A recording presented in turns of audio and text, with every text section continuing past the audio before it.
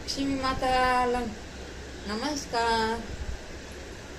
चला आपल्याला माल पॅकिंग करायचा आहे.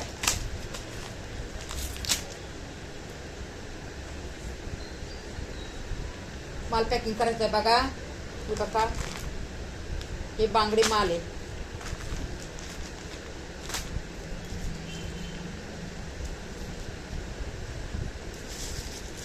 फणी है, आरसा है, बांगड्या आहेत, आरसा आहे. दिसला का? खोटं नाही बोलत, खरं बोलते. खऱ्याने बोलायचं आणि खऱ्याने चालायचं. थोडं पॅकिंगचं काम करते. आणि काय बोलतेत भान का काहीतरी काय बोलावं वयस्कर माणसाला, काय नाही.